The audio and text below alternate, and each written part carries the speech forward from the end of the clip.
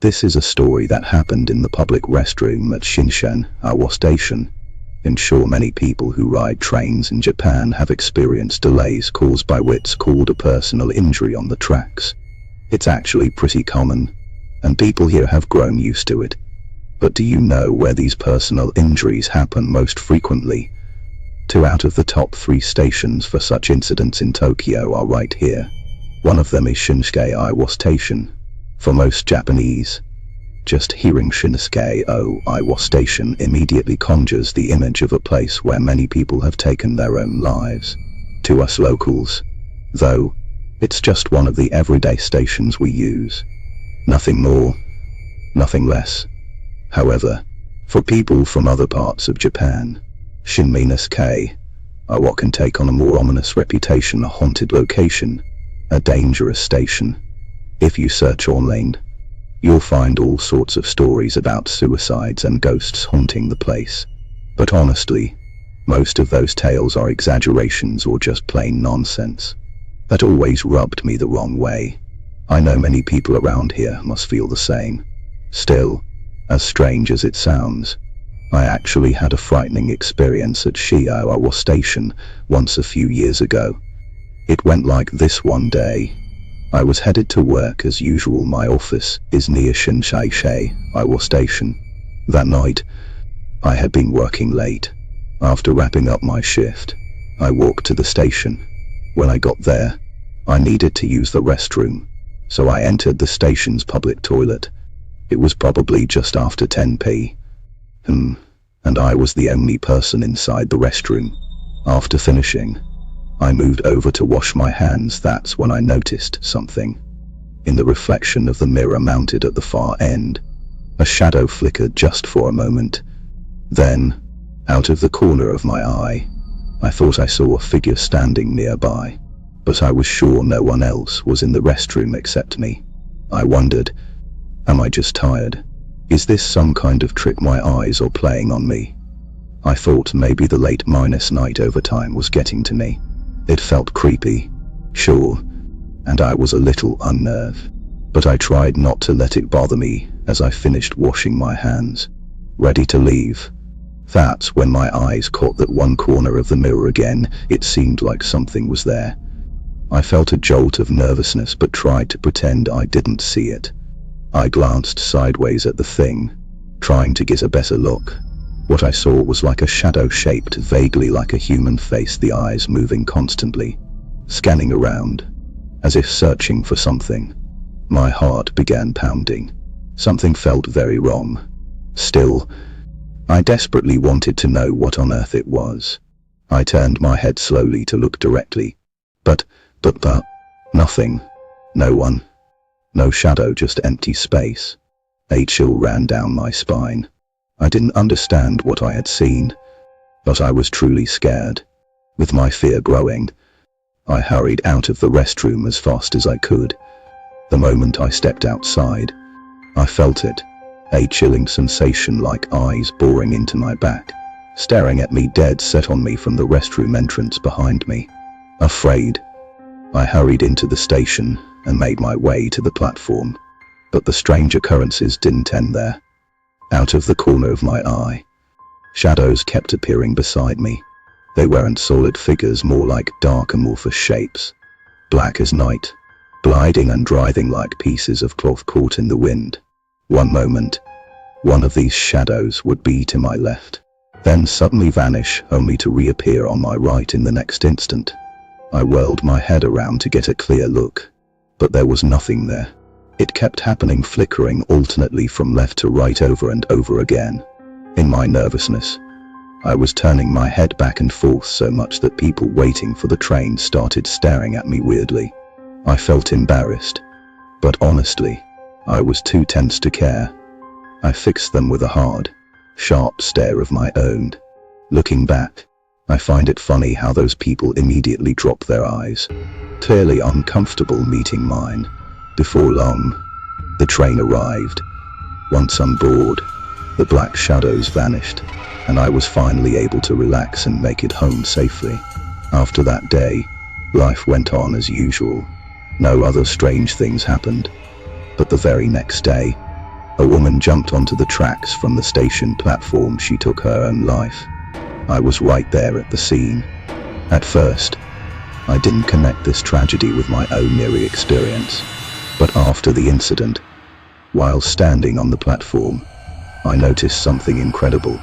In the far corner of the platform, I saw the same dark, gliding shadow looming, and her face, it was the very same face I had seen in the restroom mirror the night before. She stood there silently, staring at the place where the accident happened. Then, in the blink of an eye, she disappeared. It terrified me. Suddenly, a thought struck me. Maybe the face I saw in the restroom, those eyes scanning around, was searching for people thinking about suicide. Perhaps, once she finds a target, this shadow follows them, influencing their decisions in some way. Because, as I've heard, most people who jump in front of trains go to the restroom first. Thinking back to that day, that black shadow kept appearing beside me, making me feel sick and terrified. Maybe she had returned to the public restroom at Shin-Koiwa station, lurking behind the mirror, watching the human world. Perhaps she was waiting for her next victim to lure in. It wouldn't surprise me. Several years ago, I had a bicycle. Then one day, just like that, it vanished without a trace. I reported it to the police and registered the complaint. But as time passed, I gradually forgot about the whole thing. Last Friday evening, the police called me. When I answered, I felt a weight pressing down because honestly, I had no memory of ever reporting a theft. I wondered if I was in some kind of trouble, so I asked what it was about. The officer told me they'd found my stolen bike and that I should come pick it up. He added that it had been missing for over 5 years. Only then did I remember that yes, I did have a bike stolen back then, but I'd already bought a new one years ago. When I got to the station, I thought to myself, it's been so long. The bike's probably in tatters. I tried not to care, unsure what to say, especially since I already had a new bike. I half-managed jokingly told the officer, "Officer, just handle the bike for me, please don't bother returning it." He apologized and said that their job was only to get the bike back for me, nothing more. So I had no choice but to wait while the paperwork was processed. I don't know how long I waited, but it was after 10 at night when they finally brought the bike out. The moment I saw it, my heart skipped a beat. The color and appearance had changed entirely. Originally black, now it was bright red. The paint job looked like the work of an amateur, rough and sloppy. The handlebars had even been swapped from straight to drop bars, like on a road bike. Could this really be my bike? With questions swirling in my mind, I asked the officer. He explained the name stamped faintly on the frame was indeed mine. The registration number matched perfectly. So yes, this was my stolen bike. I thanked the officer and asked where it had been found. He said near Nishi Station in Hyogo Prefecture, next door to where I lived in Osaka, a small-do city. I was shocked it had turned up so far away. The officer laughed, telling me that stolen bikes often change hands like a cursed chain letter, so it wasn't unusual to find them far from home. After taking the bike back, the strange transformations made it impossible to laugh. I really didn't want to use it anymore, so I planned to get rid of it. But first, I cleaned it up a bit by my front door. When I tried to remove the seat, I felt something tucked underneath. It was a small, folded piece of paper. Opening it carefully, I saw it was an old, worn note. "Got you. Finally got you. Got you. You'll never notice. Got you. It'll be too late when you realize." That message repeated 5 times, ending with the words "achievement unlocked." There was also an address and a phone number. I felt uneasy. Who had written this? Some prankster thief riding my bike? Though suspicious, the address and number seemed real. I looked them up on my computer. The address was indeed near Nishi City, where the bike was found. The phone's area code matched too, so presumably Both belonged to the same place. It happened to be a holiday the next day. I was visiting relatives in an army city, Hyogo Prefecture, so I decided to stop by the mysterious address. If I caught the bike thief, I planned to demand compensation. After visiting my relatives, I quickly said my goodbyes. I drove to the given location, which was halfway up a bare hillside. On the right side of the road flowed a small river. On the left stood 3 houses. A little further up was a lone vending machine. I parked near the vending machine and looked around.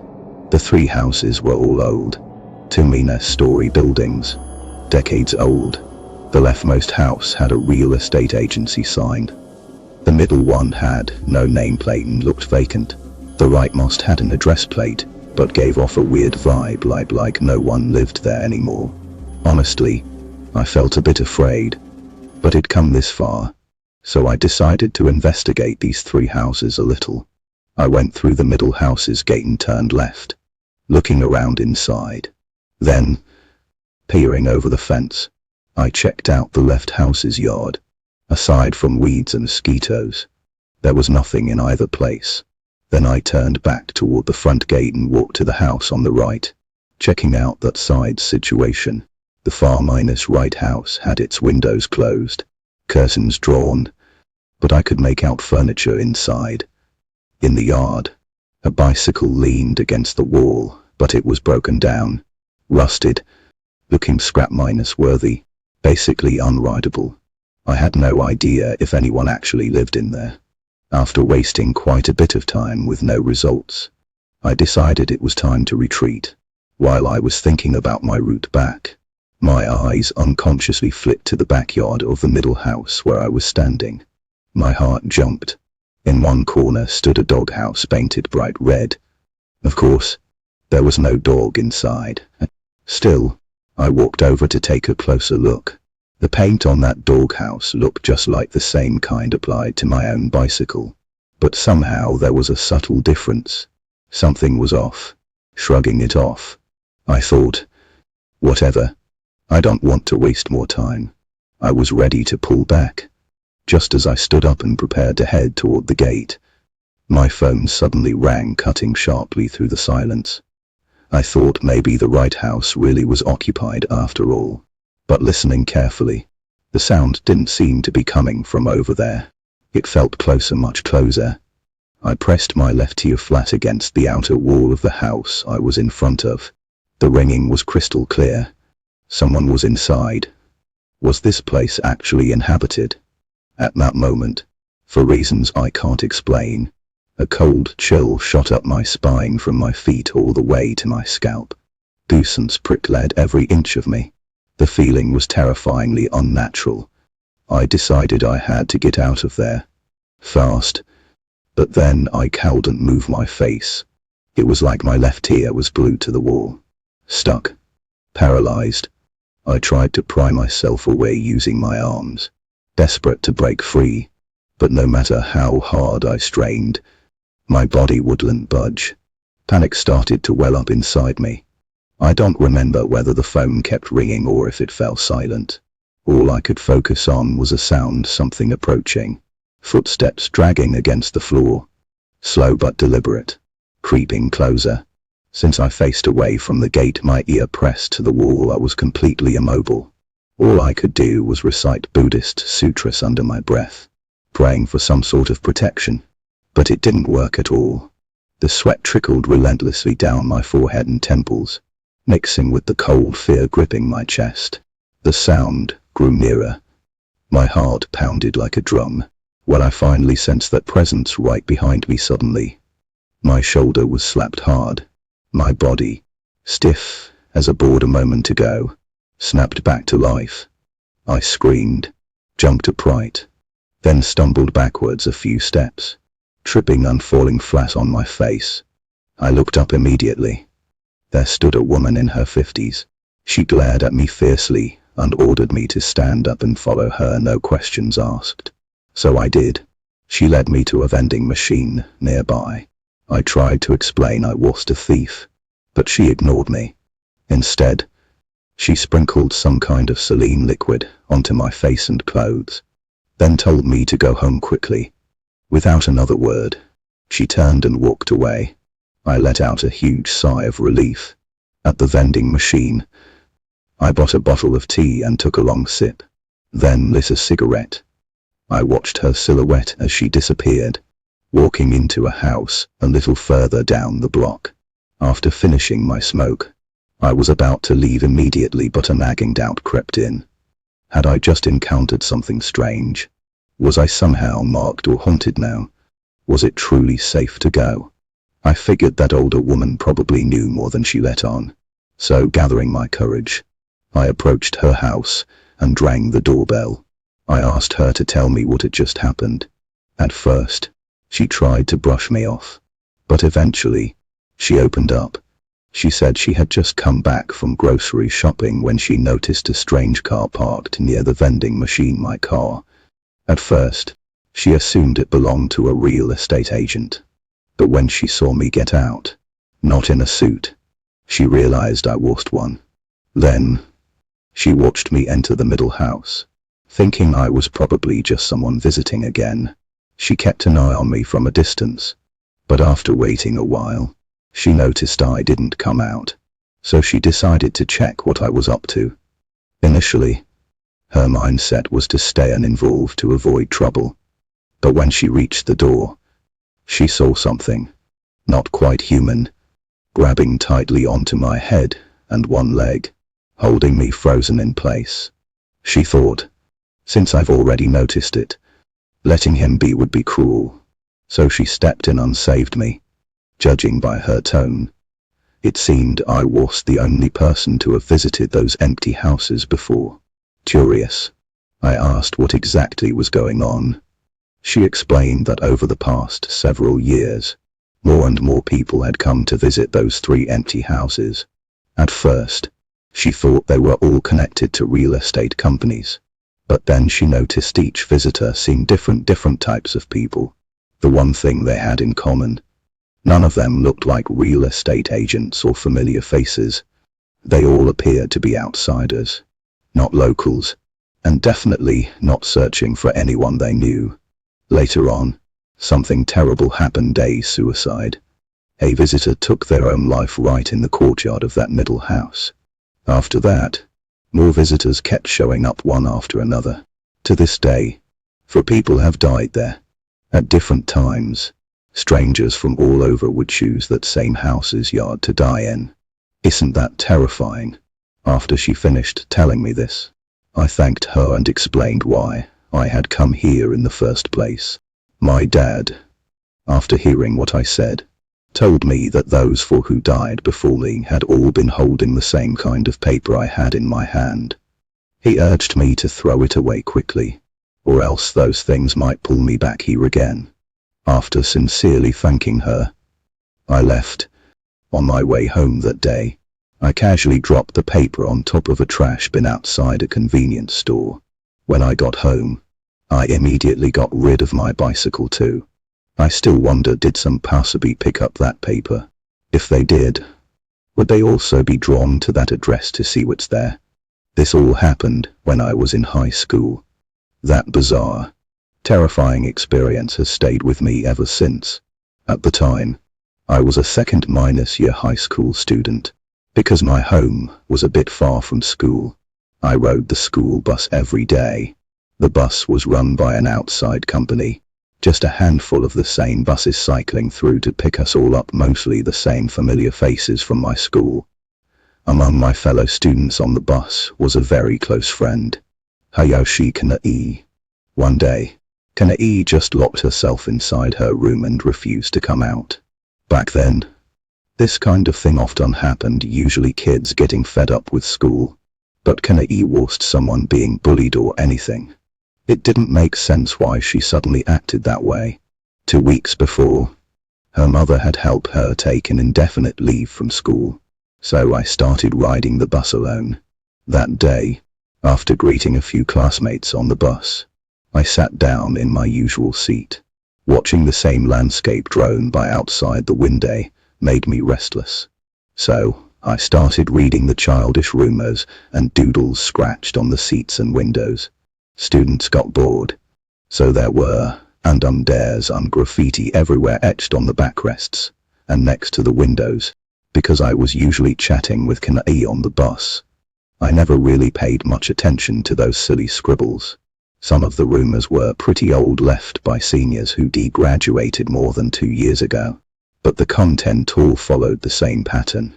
Under the window, one read, Lumi IZI from class 3-3, go die. Another said, I love you, Koiwa. These were the kinds of boring things people lacked the guts to say out loud, and the handwriting was always terrible. After reading the rumors beneath the window, I noticed a more interesting message scratched on the back of the seat in front of me. It said June 6, 2004. For P.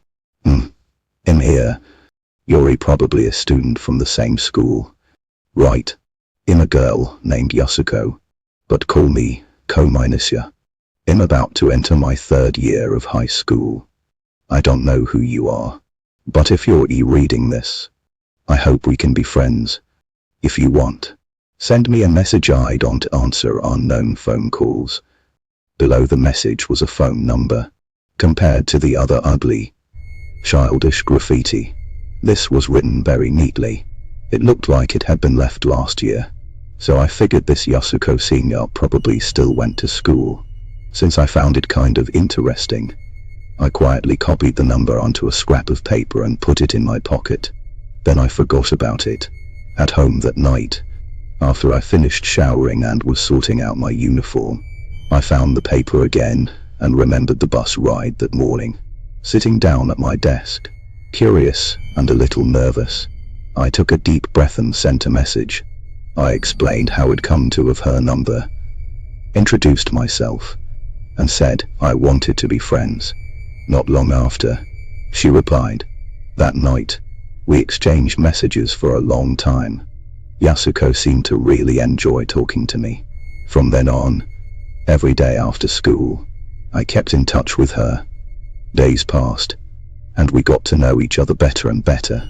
I even realized I was starting to like Yasuko a little too much. Without messaging her for a day, I felt lonely. The strange thing was, her replies were always quick. It seemed she looked forward to our daily chats just like I did. Then one day, Yasuko messaged me, can we talk on the phone? So I mustered up all my courage, nervously pressed the call button, and dialed her number. That first call was wonderful. Masako Senpai was a cheerful girl with a cute, pleasant voice, and she told me all sorts of interesting things. From that point on, our written messages turned into phone conversations, but something always felt off. Misako Senpai maintained this air of mystery. She never really talked about what happened at school, never dropped any clues about her school life. I tried looking for her on campus, but with so little to go on, I had no idea what class she was in or which club she belonged to. When I asked the upperclassmen in my club, they weren't sure anyone like that existed. Maybe Masako Senpai was protecting herself by using a fake name or nickname, or maybe she'd already transferred schools and wasn't even at mine anymore.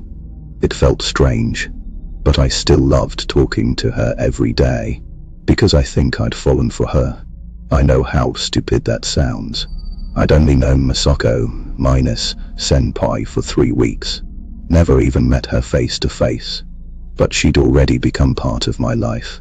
Then one day, when I called her, she suddenly suggested we meet. She asked me out on a date that weekend. I was thrilled. Finally, I thought. I said yes right away. We agreed to meet in front of the station. She said she'd be waiting there, wearing a blue dress, and we could call each other to confirm when we arrived. The thought of meeting Senpai on an actual date made me happier than I'd ever been. When the day finally came, I took the bus to the station. There weren't many people on board. Out of habit, I walked to the seat I always sat in during my commute and settled in. I daydreamed about how wonderful the date would be, then opened my eyes to look at the scenery outside. That's when I noticed some graffiti scrawled below the window. Rumiko from class 3-3 should die. It looked familiar. I glanced at the seat back in front of me and saw the message about Masako minus senpai. Looked like I'd ended up on the same bus as the school route. No one was sitting next to me, so I pulled out a pen and wrote beneath senpai's message, "Today is April 16, 2005. I'm so happy. I can't wait to meet you." Looking at what I'd written felt a little foolish, but my heart felt full. I reached the station and got off, heading to our meeting spot. But Masako wasn't there. I waited about 10 minutes. The agreed minus upon time had already passed, and senpai still hadn't shown up. So I called her. She said she'd run into something nearby and asked me to wait at a place closer to where she was. Following her directions, I walked for about 8 minutes. I ended up somewhere far from the busy district, a large park near a riverbank under a bridge.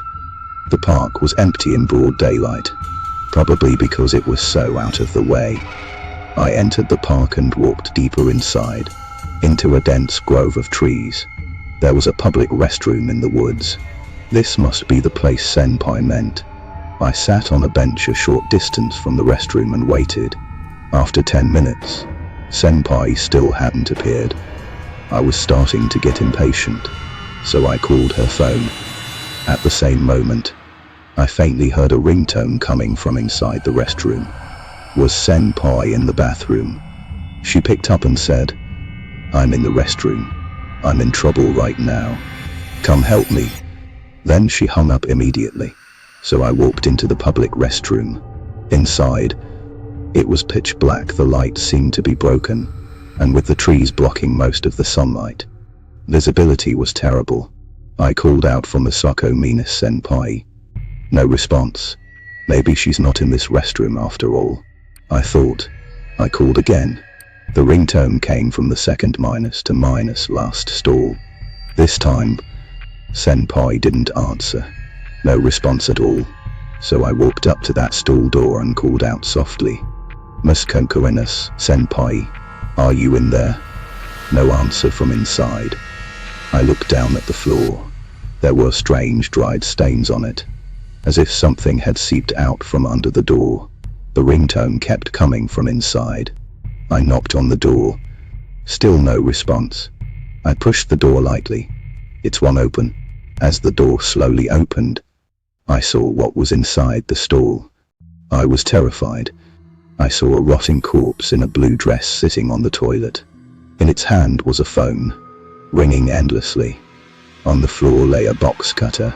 The walls and floor of the stall were covered in dried black liquid, like dried black blood. I was so scared my legs gave out. I collapsed to the ground, drenched in sweat, and screamed.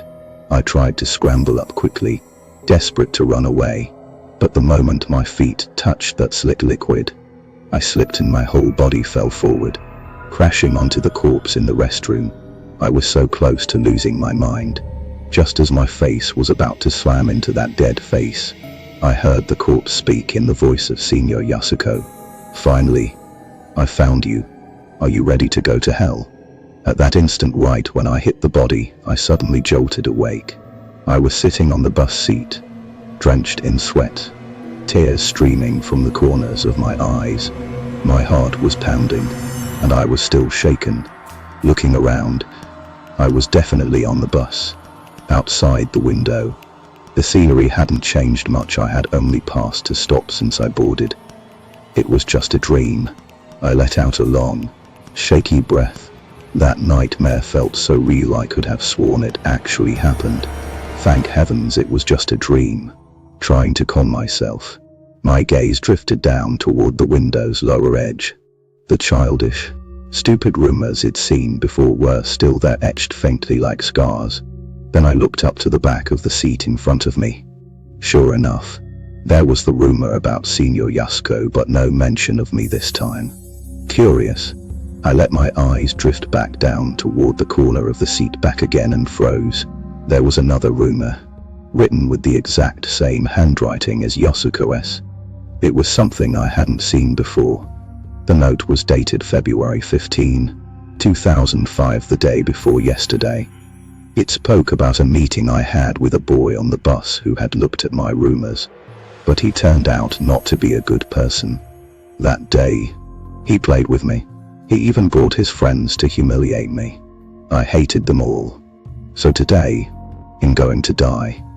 Even as a ghost, I'll curse them with all my might. When I die, I'll unleash the fiercest curse on those people. I will never forgive them, no matter where they are.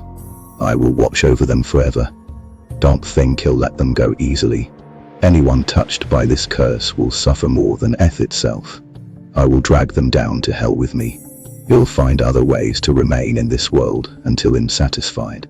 The rumor above will carry a powerful curse too. Scumbags like them deserve to die. Reading those words sent chills all over my body. At that moment, my phone buzzed with a new message. It was from Senior Yasuko. It said, "Have you noticed? Don't think it's over yet. Even if you don't come, I will come find you." My heart slammed in terror. I scrambled to turn off the phone and never went to that meeting. Back home, I hid in my room and checked my phone again. There were over 100 unread messages, each filled with the word death. From that day on, I dared not open my phone. Night after night, the nightmares came, they didn't stop. I dreamed of Senior Yasuko appearing in my room every day, trying to drag me down to hell. Eventually, I became afraid to sleep at all. I grew listless. One day, I couldn't endure it any longer. I told my parents everything and showed them my phone. By then, the unread messages had swelled to over 3,000, all saying, "I will come find you. I will drag you to hell," followed by rows of the word death. My parents thought it was some cruel prank, but to be safe, my father asked his friend on the police force to look into it. The police confirmed that a girl had gone missing from my school. My father asked his friend to check that public restroom. That day, the police found a female student's body there. Her name was Orca. The investigation concluded it was suicide. My parents were shocked. They rushed me to a Buddhist temple for cleansing. I told the abbot what had happened. He told me that a curse born from deep resentment is an extremely powerful force.